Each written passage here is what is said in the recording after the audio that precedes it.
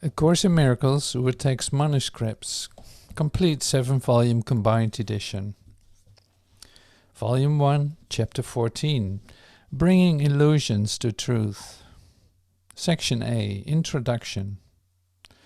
Unless you are guiltless, you cannot know God, whose will is that you know Him. Therefore you must be guiltless. But if you do not accept the necessary conditions for knowing Him, you have denied Him and do not recognize Him, though He is all around you. He cannot be known without His Son, whose guiltlessness is the condition for knowing Him.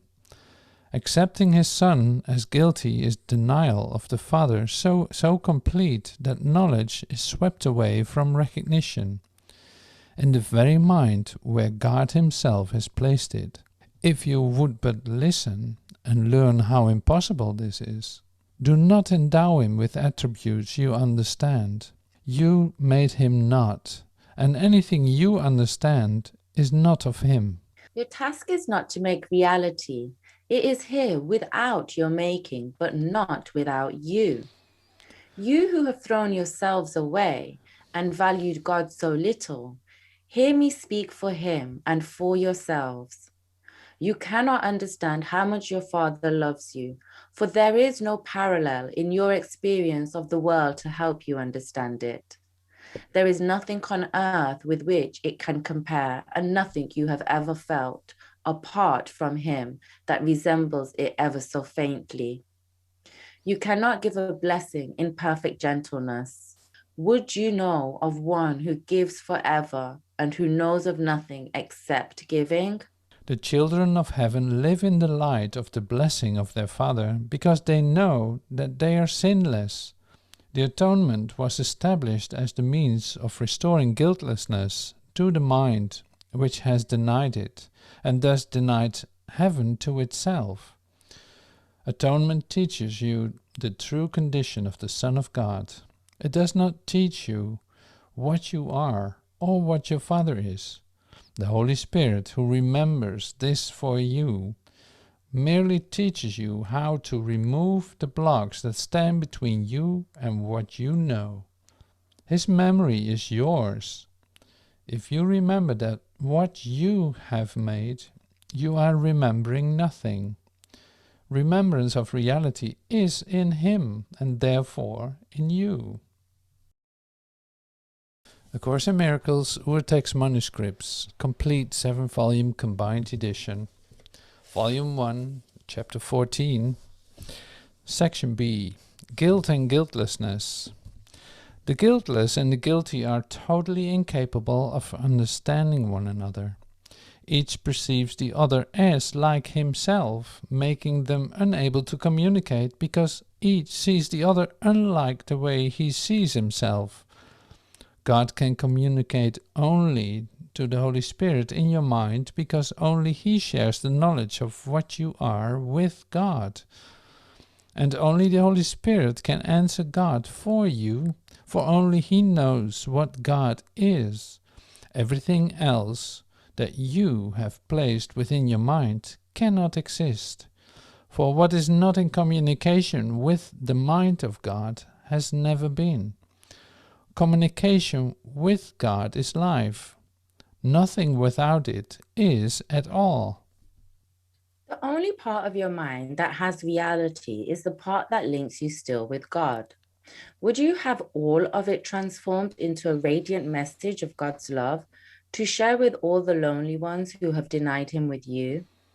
God makes this possible. Would you deny His yearning to be known? You yearn for Him as He for you.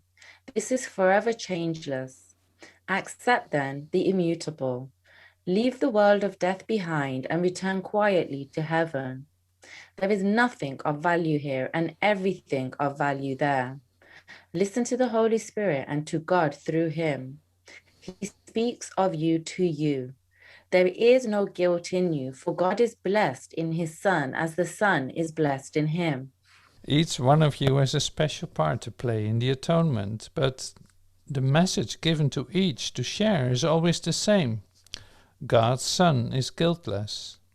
Each one teaches the message differently and learns it differently, but until he teaches it and learns it, he will suffer the pain of dim awareness that his true function remains unfulfilled in him. The burden of guilt is heavy, but God would not have you bound by it. His plan for your awakening is as perfect as yours is fallible. You know not what to do, but he who knows is with you. His gentleness is yours, and all the love you share with God he holds in trust for you. He would teach you nothing except how to be happy. Blessed Son of a holy blessing Father, joy was created for you. Who can condemn whom God has blessed? There is nothing in the mind of God that does not share his shining innocence. Creation is the natural extension of perfect purity.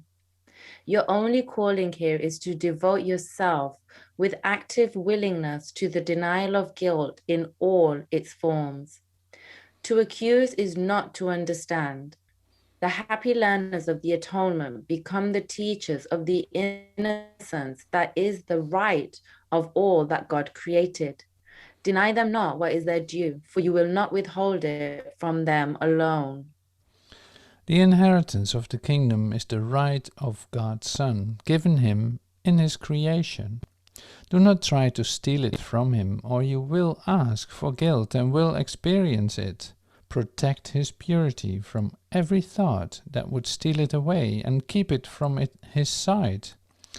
Bring innocence to light in answer to the call of the atonement. Never allow purity to remain hidden, but shine away the heavy veils of guilt within which the Son of God has hidden himself from his own sight. We are all joined in the atonement here, and nothing else can unite us in this world. So will the world of separation slip away, and full communication be restored between the Father and the Son. The miracle acknowledges the guiltlessness which must have been denied to produce need of healing. Do not withhold this glad acknowledgement, for hope of happiness and release from suffering of every kind lies in it. Who is there but wishes to be free of pain? He may not yet have learned how to exchange his guilt for innocence, nor realize that only in this exchange can freedom from pain be his. But those who have failed to learn need teaching, not attack. To attack those who have need of teaching is to fail to learn from them. Teachers of innocence, each in his own way, have joined together, taking their part in the unified curriculum of the atonement. There is no unity in learning goals apart from this.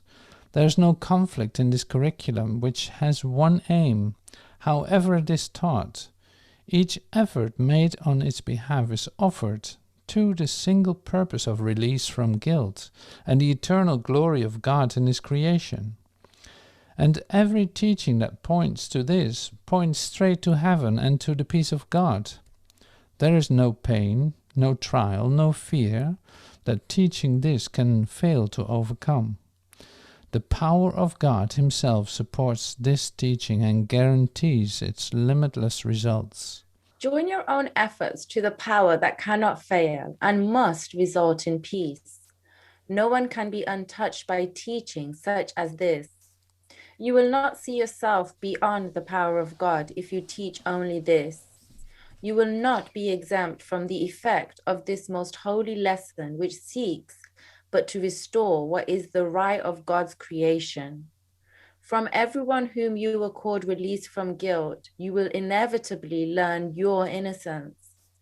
The circle of atonement has no end, and you will find ever-increasing confidence in your safe inclusion in what is for all, in everyone you bring within its safety and its perfect peace. Peace then be unto everyone who becomes a teacher of peace. Peace is the acknowledgement of perfect purity, from which no one is excluded. Within its holy cycle is everyone whom God created as his Son. Joy is its unifying attribute. with no one left outside to suffer guilt alone. The power of God draws everyone to its safe embrace of love and union. Stand quietly within this circle and attract all tortured minds to join with you. In the safety of its peace and holiness, abide with me within it, as teachers of atonement, not of guilt. Blessed are ye who teach with me. Our power comes not of us, but of our Father. In guiltlessness, we know him, and he knows us guiltless. I stand within the circle, calling you to peace. Teach peace with me, and stand with me on holy ground.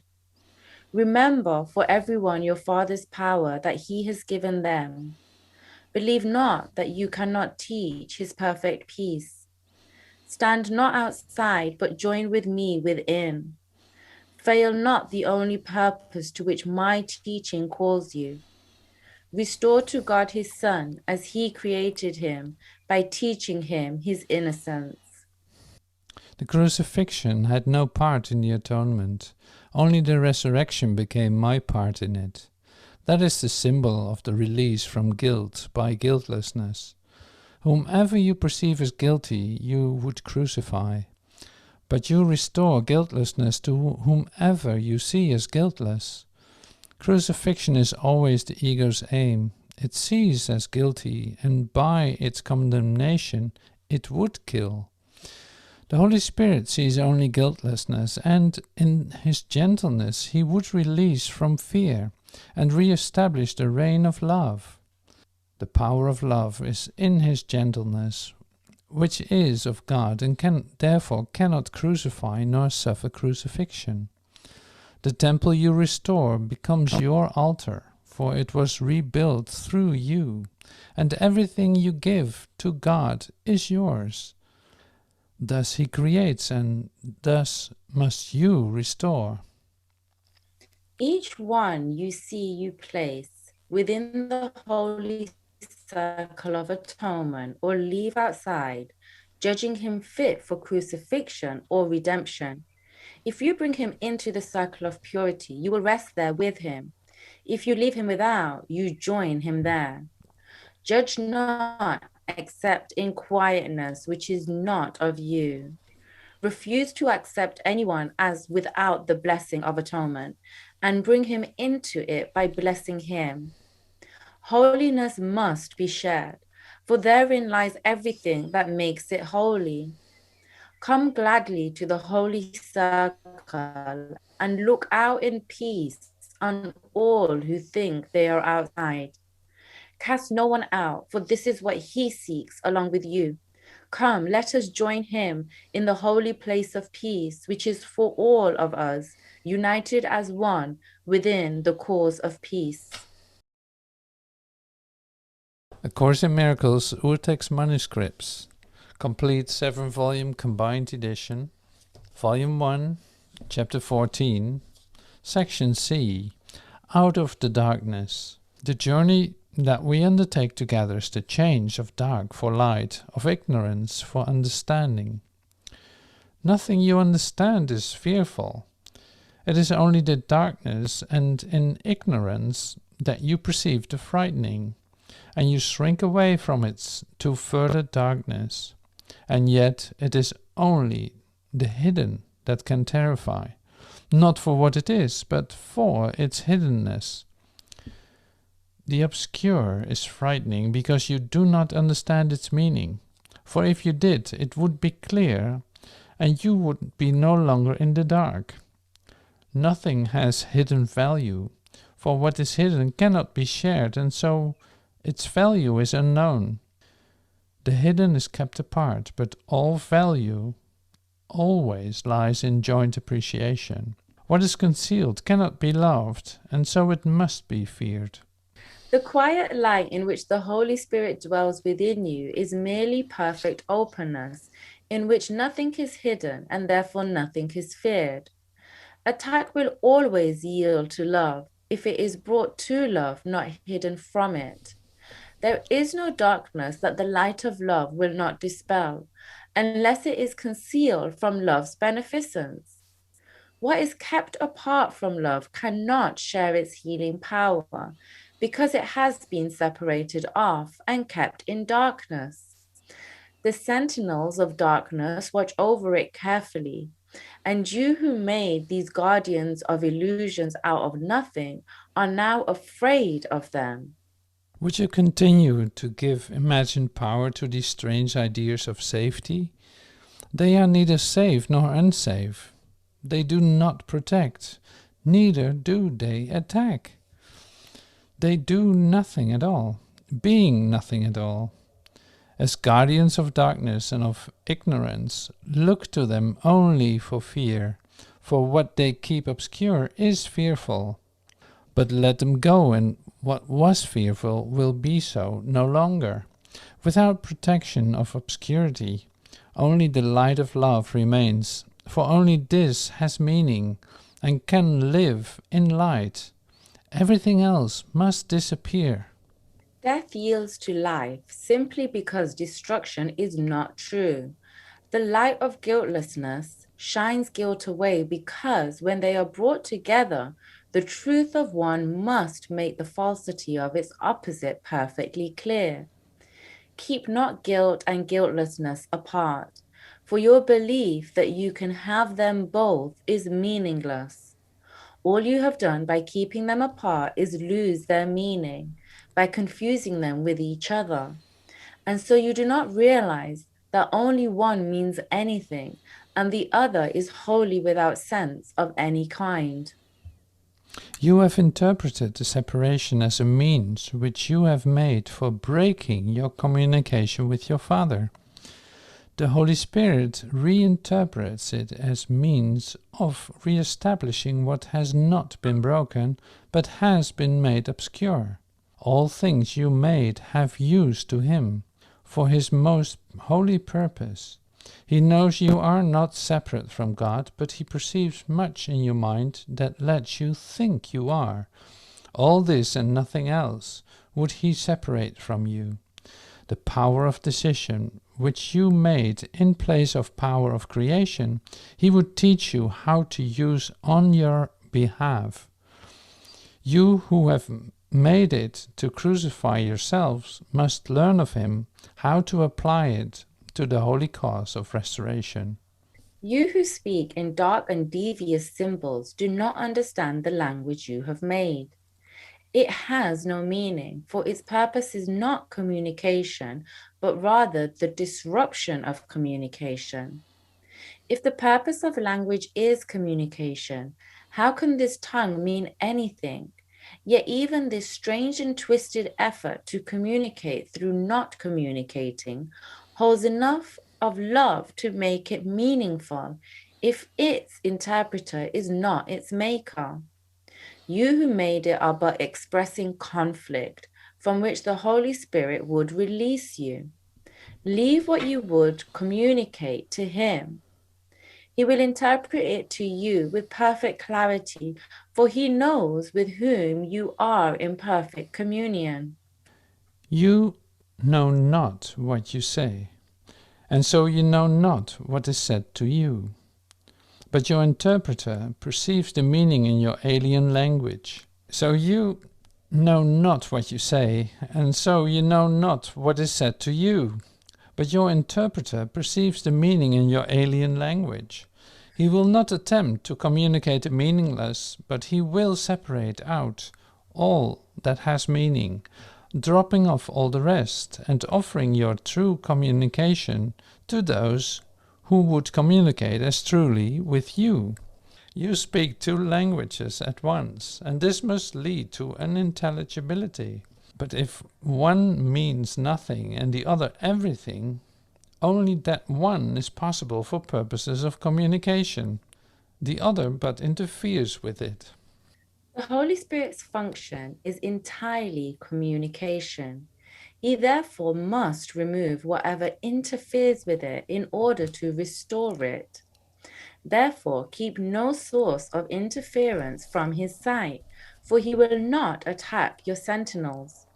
But bring them to him, and let his gentleness teach you that, in the light, they are not fearful and cannot serve to guard the dark doors behind which nothing at all is carefully concealed. We must open all doors and let the light come streaming through. There are no hidden chambers in God's temple. His gates are wide open to greet his Son. No one can fail to come where God has called him, if he close not the door himself upon his Father's welcome. A Course in Miracles, Urtext Manuscripts, complete 7-volume combined edition, Volume 1, Chapter 14, Section D, Perception without Deceit. What do you want? Light or darkness? Knowledge or ignorance are yours, but not both. Opposites must be brought together and not kept apart, for their separation is only in your mind, and they are reconciled by union as you are. In union, everything that is not real must disappear, for truth is union. As darkness disappears in light, so ignorance fades away when knowledge dawns. Perception is the medium by which ignorance is brought to knowledge. But the perception must be without deceit, for otherwise it becomes the messenger of ignorance rather than a helper in the search for truth. The search for truth is but the honest searching out of everything that interferes with truth. Truth is and can be neither lost, nor sought, nor found. It is there wherever you are, being within you, but it can be recognized or unrecognized, real or false to you. If you hide it, it becomes unreal to you because you hid it and surrounded it with fear. Under each cornerstone of fear on which you have erected your insane system of belief, the truth lies hidden. Yet you cannot know this, for by hiding truth in fear, you see no reason to believe. The more you look at fear, the less you see it, and the clearer what it conceals becomes. It is not possible to convince the unknowing that they know. From their point of view, it is not true. Yet it is true because God knows it. These are clearly opposite viewpoints of what the unknowing are. To God, unknowing is impossible. It is therefore not a point of view at all, but merely a belief in something that does not exist. It is only the belief that the unknowing have, and by it they are wrong about themselves. They have defined themselves as they were not created. Their creation was not a point of view, but rather a certainty. Uncertainty brought to certainty does not retain any conviction of reality. You must have noticed that the emphasis has been on bringing what is undesirable to the desirable, what you do not want to what you do. You will realize that salvation must come to you this way if you consider what disassociation is. Dissociation is a distorted process of thinking where two systems of belief which cannot coexist are both maintained. It has been recognized that if they were brought together, their joint acceptance would become impossible. But if one is kept in darkness from the other, their separation seems to keep them both alive and equal in their reality. Their joining thus becomes the source of fear, for if they meet, acceptance must be withdrawn from one of them. You cannot have them both, for each denies the other. Apart, this fact is lost from sight, for each in a separate place can be endowed with firm belief. Bring them together, and the fact of their complete incompatibility is instantly apparent. One will go because the other is seen in the same place. Light cannot enter darkness when a mind believes in darkness and will not let it go. Truth does not struggle against ignorance, and love does not attack fear. What needs no protection does not defend itself. Defense was of your making. God knows it not. The Holy Spirit uses defenses on behalf of truth only because you made them against it. His perception of them, according to his purpose, merely changes them into a call for what you have attacked with them. Defenses, like everything you made, must be gently turned to your own good, translated by him for means of self-destruction, to means of preservation and release. His task is mighty, but the power of God is with him. Therefore, to him, it is so easy that it was accomplished the instant it was given him for you. Do not delay yourselves in your return to peace by wondering how he can fulfill what God has given him to do. Leave that to him who knows. You are not asked to do mighty tasks yourself.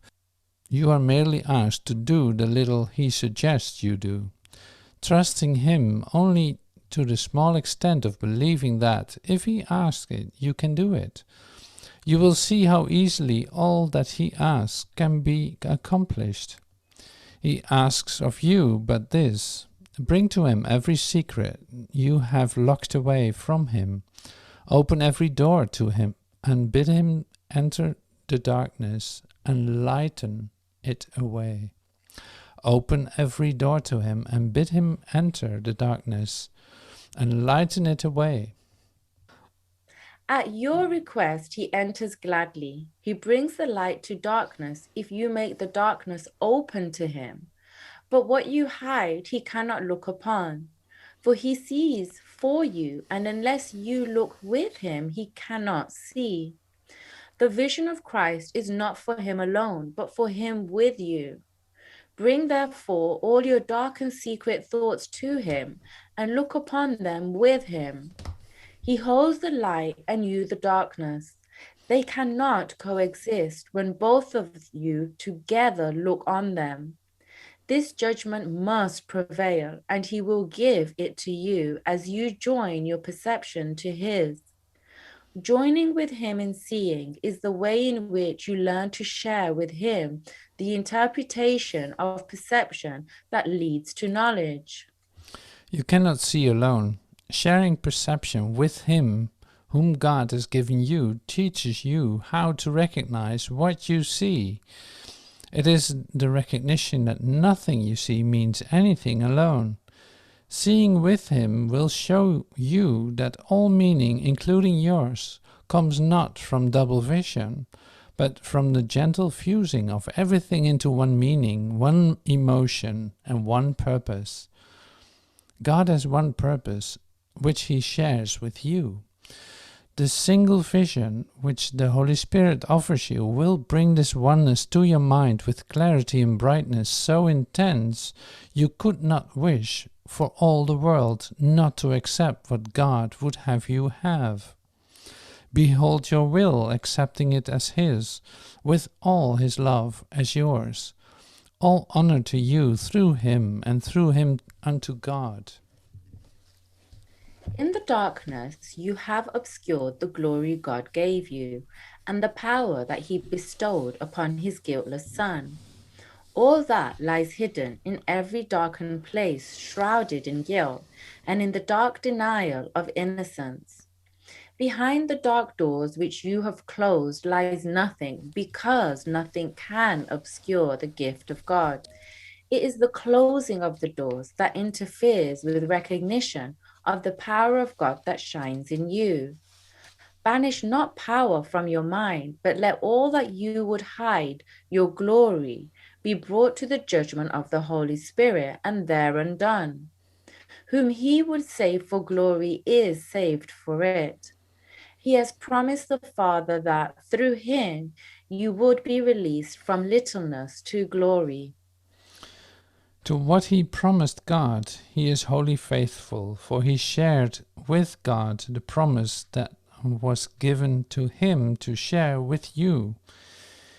He shares it still for you. Everything that promises otherwise, great or small, however much or little valued, he will replace with the one promise given unto him to lay upon the altar to your Father and his Son. No altar stands to God without his Son, and nothing brought there is not equally worthy of both, but will be replaced by gifts wholly acceptable to Father and to Son. Can you offer guilt to God?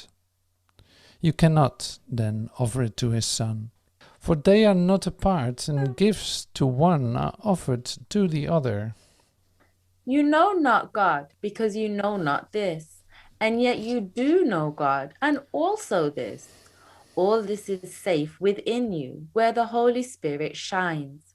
He shines not in division, but in the meeting place where God, united with his Son, speaks to his Son through him.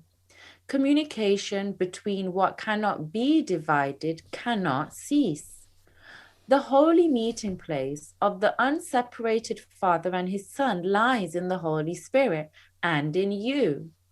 All interference in the communication that God himself wills with his Son is quite impossible here. Unbroken and uninterrupted love flows constantly between the Father and the Son, as both would have it be, and so it is. Let your minds wander not through darkened corridors, away from light's center. You may choose to lead yourselves astray, but you can only be brought together by the guide appointed for you. He will surely lead you to where God and his Son await your recognition. They are joined in giving you the gift of oneness, before which all separation vanishes. Unite with what you are. You cannot join with anything except reality. God's glory and his Son's belong to you in truth. They have no opposite, and nothing else can you bestow upon yourselves. There is no substitute for truth, and truth will make this plain to you as you are brought into the place where you must meet with truth. And there you must be led through gentle understanding, which can lead you nowhere else. Where God is, there are you. Such is the truth. Nothing can change the knowledge given you by God into unknowing. Everything God created knows its creator. For this is how creation is accomplished by the Creator and by his creations. In the holy meeting place are joined the Father and his creations, and the creations of his Son with them together.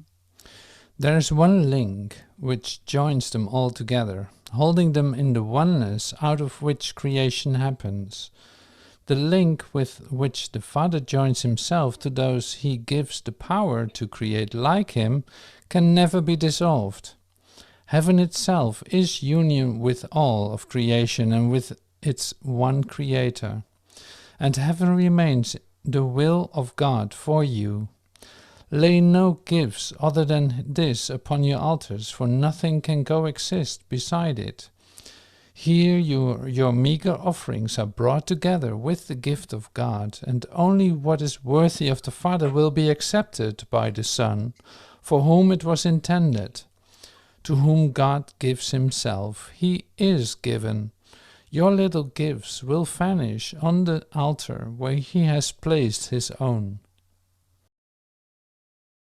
A Course in Miracles, Urtext Manuscripts, complete 7-volume combined edition, Volume 1, Chapter 14, Section E, The Recognition of Holiness. The atonement does not make holy. You were created holy. It merely brings unholiness to holiness, or what you made to what you are. The bringing together of truth and illusion, of the ego and God, is the Holy Spirit's only function. Keep not your making from your Father for hiding it has cost you knowledge of him and of yourselves. The knowledge is safe, but wherein is your safety apart from it? The making of time to take the place of timelessness lay in the decision to be not as you were. Thus truth was made past, and the present was dedicated to illusion, and the past too was changed and interposed between what always was and now. The past that you remember never was, and represents only denial of what always was. Bringing the ego to God is but to bring error to truth, where it stands corrected because it is the opposite of what it meets, and is undone because the contradiction can no longer stand. How long can contradiction stand when its impossible nature is clearly revealed? What disappears in light is not attacked. It merely vanishes because it is not true. Different realities are meaningless, for reality must be one. It cannot change with time or mood or chance. Its changelessness is what makes it real. This cannot be undone. Undoing is for unreality, and this reality will do for you. Merely by being what it is, does truth release you from everything that is not. The atonement is so gentle you need but whisper to it, and all its power will rush to your assistance and support. You are not frail with God beside you, but without him you are nothing. The atonement offers you God. The gift which you refused is held by him in you. His Spirit holds it there for you. God has not left his altar, though his worshippers placed other gods upon it. The temple still is holy, for the presence that dwells within it is holiness. In the temple, holiness waits quietly for the return of them that love it. For the presence knows they will return to purity and to grace. The graciousness of God will take them gently in and cover all their sense of pain and loss with the immortal assurance of their Father's love. Their fear of death will be replaced with the joy of living. For God is life, and they abide in life. Life is as holy as the holiness by which it was created. The presence of holiness lives in everything that lives, for holiness created life, and leaves not what is created holy as itself. In the world you can become a spotless mirror in which the holiness of your Creator shines forth from you to all around you. You can reflect heaven here, but no reflections of the images of other gods must dim the mirror that would hold God's reflection in it. Earth can reflect heaven or hell, God or the ego. You need but leave the mirror clean and clear of all the images of hidden darkness you have drawn upon it. God will shine upon it of himself. Only the clear reflection of him can be perceived upon it. Reflections are seen in light. In darkness they are obscure, and their meaning seems to lie only in shifting interpretations rather than in themselves. The reflection of God needs no interpretation. It is clear. Clear but the mirror, and the message which shines forth from what the mirror holds out for everyone to see. No one will fail to understand. It is the message that the Holy Spirit is holding to the mirror that is in him.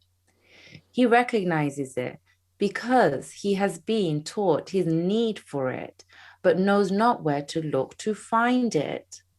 Let him then see it in you and share it with you.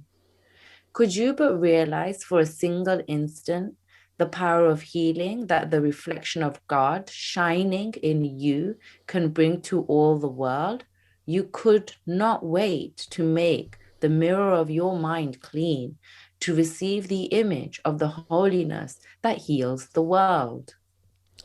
The image of holiness that shines in your mind is not obscure and will not change. Its meaning to those who look upon it is not obscure, for everyone perceives it as the same. All bring their different problems to its healing light, but all their problems are met only with healing there. The response of holiness to any form of error is always the same. There is no contradiction in what holiness calls forth. Its one response is healing, without any regard for what is brought to it. Those who have learned to offer only healing because of the reflection of holiness in them are ready at last for heaven. There, holiness is not a reflection, but rather the actual condition of what was but reflected to them here. God is no image, and his creations as part of him hold him in them in truth. They do not merely reflect the truth, for they are truth. A Course in Miracles, Urtext Manuscripts, complete 7-volume combined edition, Volume 1, Chapter 14, Section F, The Shift to Miracles. When no perception stands between God and his creation, or between his children and their own, the knowledge of creation must continue forever. The reflections that you keep into the mirror of your minds in time, but bring eternity nearer or farther. But eternity itself is beyond all time. Reach out of time and touch it with the help of its reflection in you, and you will turn from time to holiness, as surely as the reflection of holiness calls everyone to lay all guilt aside. Reflect the peace of heaven here and bring this world to heaven. For the reflection of truth draws everyone to truth, and as they enter into it, they leave all reflections behind. In heaven, reality is shared and not reflected. By sharing its reflection here, its truth becomes the only perception which the Son of God accepts. And thus remembrance of his Father dawns on him, and he can no longer be satisfied with anything but his own reality. You on earth have no conception of limitlessness, for the world you seem to live in is a world of limits. In this world, it is not true that anything without order of difficulty can occur. The miracle, therefore, has a unique function and is motivated by a unique teacher who brings the laws of another world to this one. The miracle is the one thing you can do that transcends order, being based not on differences but on equality. Miracles are not in competition, and the number you can do is limitless. They can be simultaneous and legion. This is not difficult to understand once you conceive of them as possible at all. What is more difficult to grasp is the lack of order of magnitude, which stamps the miracle as something that must come from elsewhere, not from here. From the world's viewpoint, this is quite impossible. You have experienced a lack of competition among your thoughts, which, even though they may conflict, can occur to you together and in great numbers. You are so used to this that it can cause you little surprise. Yet you are also used to classifying some of your thoughts as more important, larger or better, wiser or more productive and valuable than others. And this is true about the thoughts that cross the mind of those who think they live apart. For some are reflections of heaven, while others are motivated by the ego, which but seems to think. The result is a weaving, changing pattern that never rests and never is still.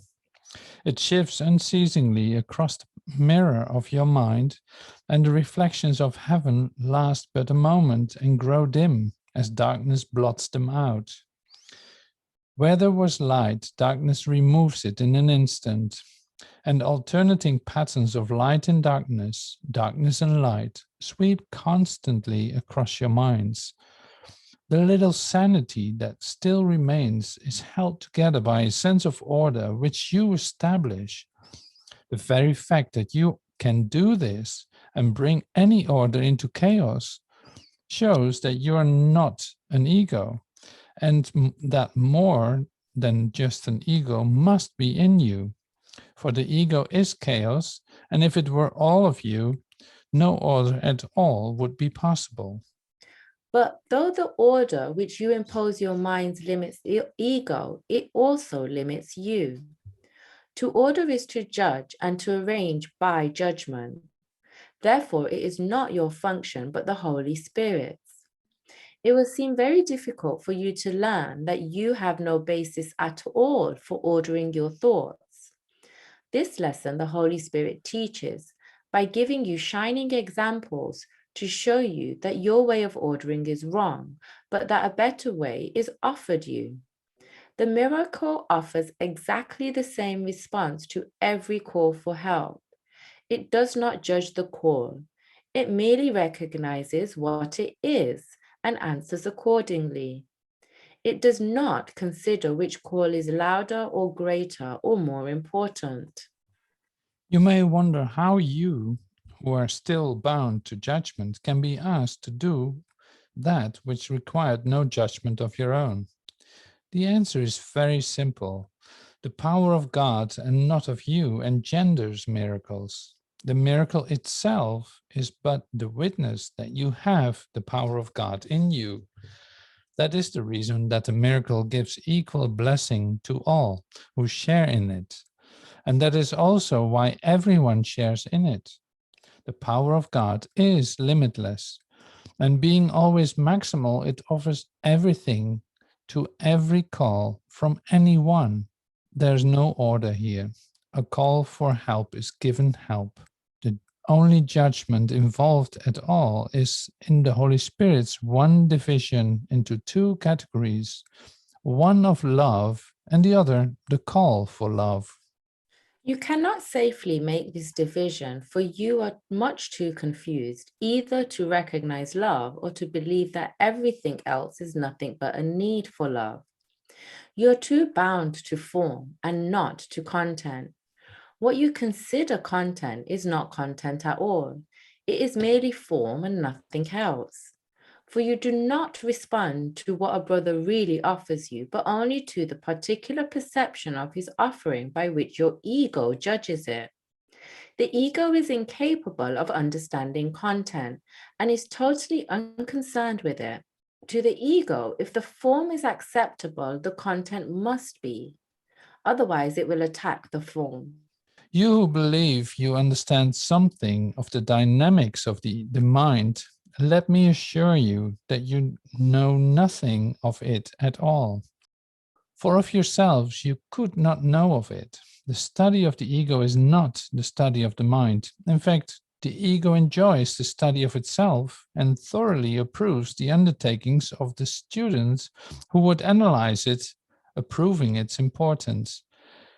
Yet they but study form with meaningless content. For their teacher is senseless, though careful to conceal this fact behind a lot of words that sound impressive, but which lack any consistent sense when they are put together. This is the characteristic of the ego's judgments. Separately, they seem to hold, but put them together, and the system of thought which arises from joining them is incoherent and utterly chaotic. For form is not enough for meaning, and the underlying lack of content makes a cohesive system impossible. Separation, therefore, remains the ego's chosen condition. For no one alone can judge the ego truly. But when two or more join together in searching for truth, the ego can no longer defend its lack of content. The fact of union tells them it is not true. It is impossible to remember God in secret and alone. For remembering him means that you are not alone and willing to remember it. Take no thought for yourself for no thought you hold is for yourself. If you would remember your Father, let the Holy Spirit order your thoughts and give only the answer with which He answers you. Everyone seeks for love as you do and knows it not unless he joins with you in seeking it. If you understand the search together, you bring with you a light so powerful that what you see is given meaning. The lonely journey fails because it has excluded what it would find. As God communicates to the Holy Spirit in you, so does the Holy Spirit translate his communications through you so you can understand them. God has no secret communications, for everything of him is perfectly open and freely accessible to all, being for all.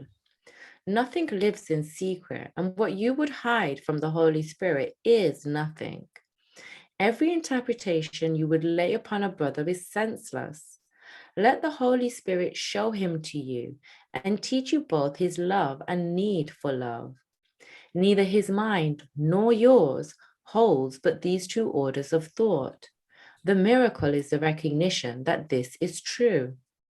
Where there is love, your brother must give it to you because of what it is. But where there is need for love, you must give it because of what you are. Long ago, we said this course will teach you what you are, restoring to you your identity. And we have already learned that this identity is shared. The miracle becomes the means of sharing it. By supplying your identity wherever it is not recognized, you will recognize it. And God himself, who wills to be his Son forever, will bless each recognition of his Son with all the love he holds for him. Nor will the power of all his love be absent from any miracle you offer to his Son. How then can there be any order of difficulty among them? A Course in Miracles, Urtext Manuscripts, complete 7-volume combined edition, Volume 1, Chapter 14, Section G, The Test of Truth.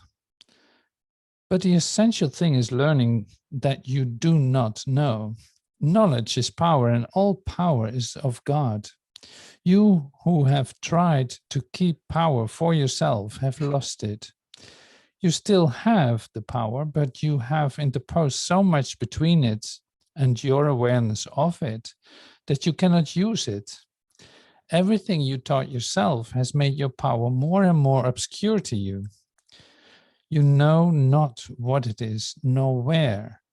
You have made a semblance of power and a show of strength so pitiful that it must fail you. For power is not seeming strength, and truth is beyond a semblance of any kind.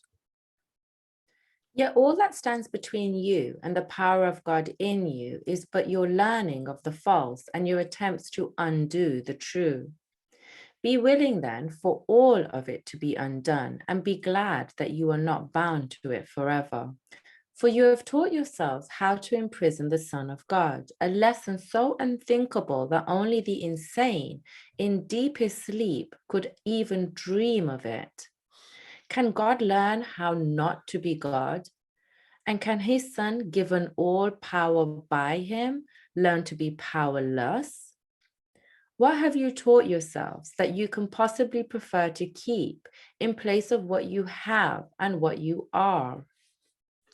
Atonement teaches you how to escape forever from everything that you have taught yourself in the past by showing you only what you are now. Learning has been accomplished before its effects are manifest. Learning is therefore in the past, but its influence determines the present by giving it whatever meaning it holds for you. Your learning gives the present no meaning at all. Nothing you've ever learned can help you understand the present or teach you how to undo the past. Your past is what you have taught yourselves. Let it all go. Do not attempt to understand any event or anything or anyone in its light, For the light of darkness by which you try to see can only obscure. Put no confidence at all in darkness to illuminate your understanding, for if you do, you contradict the light and thereby think you see the darkness.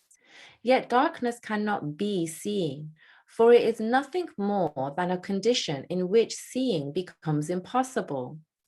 You who have not yet brought all of the darkness you have taught yourselves unto the light in you can hardly judge the truth and value of this course. Yet God did not abandon you, and so you have another lesson sent from him already learned for every child of light by him to whom God gave it. This lesson shines with God's glory, for in it lies his power, which he shares so gladly with his Son. Learn of his happiness, which is yours. But to accomplish this, all your dark lessons must be brought willingly to truth, and joyously laid down by hands open to receive, not closed to take.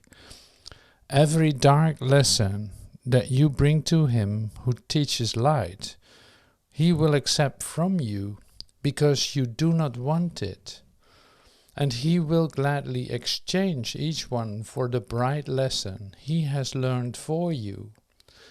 Never believe that any lesson you have learned apart from him means anything. You have one test as sure as God by which to recognize if what you learned is true. If you are wholly free of fear of any kind, and if all those who meet or even think of you share in your perfect peace, then you can be sure that you have learned God's lesson and not yours. Unless all this is true, there are dark lessons in your mind which hurt and hinder you and everyone around you. The absence of perfect peace means but one thing. You think you do not will for God's Son what his Father wills for him. Every dark lesson teaches this on one form or another, and each bright lesson with which the Holy Spirit will replace the dark ones you do not accept and hide teaches you that you will with the Father and unto his Son. Do not be concerned how you can learn a lesson so completely different from anything you have taught yourselves. How would you know? Your part is very simple. You need only recognize that everything you learned you do not want. Ask to be taught, and do not use the experiences to confirm what you have learned. When your peace is threatened or disturbed in any way, say to yourself, I do not know what anything including this means, and so I do not know how to respond to it. And I will not use my own past learning as the light to guide me now. By this refusal to attempt to teach yourself what you do not know, the guide whom God has given you will speak to you. He will take his rightful place in your awareness the instant you abandon it and offer it to him. You cannot be your guide to miracles, for it is you who made them necessary. And because you did, the means on which you can depend for miracles has been provided for you. God's Son can make no needs his Father will not meet if he but turn to him ever so little. Yet he cannot compel his Son to turn to him and remain himself. It is impossible that God lose his identity, for if he did, you would lose yours. And being yours, he cannot change himself, for your identity is changeless. The miracle acknowledges his changelessness by seeing his Son as he always was and not as he would make himself. The miracle brings the effect which only guiltlessness can bring, and thus establishes the fact that guiltlessness must be. How can you, so firmly bound to guilt and committed to remain, establish for yourself your guiltlessness? This is impossible, but be sure that you are willing to acknowledge that it is impossible. It is only because you think that you can run some little part or deal with certain aspects of your lives alone that the guidance of the Holy Spirit is limited. Thus would you make him undependable and use his fancied undependability as an excuse for keeping certain dark lessons from him. And by so limiting the guidance that you would accept, you are unable to depend on miracles to answer all your problems for you. Do you think that what the Holy Spirit would have you give, he would withhold from you? You have no problems which he cannot solve by offering you a miracle. Miracles are for you, and every fear or pain or trial you have has been undone. He has brought all of them to light, having accepted them instead of you and recognized that they never were.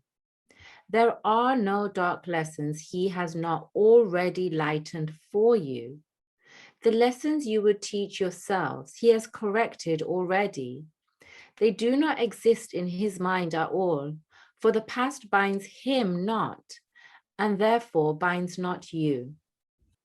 He does not see time as you do, and each miracle he offers you corrects your use of time and makes it his. He who has freed you from the past would teach you you are free of it. He would but have you accept his accomplishments as yours because he did them for you. And because he did, they are yours. He made you free of what you made. You can deny him, but you cannot call upon him in vain. He always gives what he has made in place of you. He would establish his bright teaching so firmly in your mind that no dark lessons of guilt can abide in what he has established as holy by his presence. Thank God that he is there and works through you, and all his works are yours. He offers you a miracle with every one you let him do through you. God's Son will always be indivisible. As we are held as one in God, so do we learn as one in him. God's teacher is like to his creator as is his Son, and through his teacher does God proclaim his oneness and his Son's. Listen in silence and do not raise your voice against him, for he teaches the miracle of oneness, and before his lesson, division disappears. Teach like him here, and you will remember that you have always created like your Father. The miracle of creation has never ceased, having the holy stamp of immortality upon it. This is the will of God for all creation, and all creations join in willing this. Those who remember always that they know nothing, but who have become willing to learn everything, will learn it. But whenever they trust themselves, they will not learn. They have destroyed their motivation for learning by thinking they already know. Think not you understand anything until you pass the test of perfect peace. For peace and understanding go together and never can be found alone.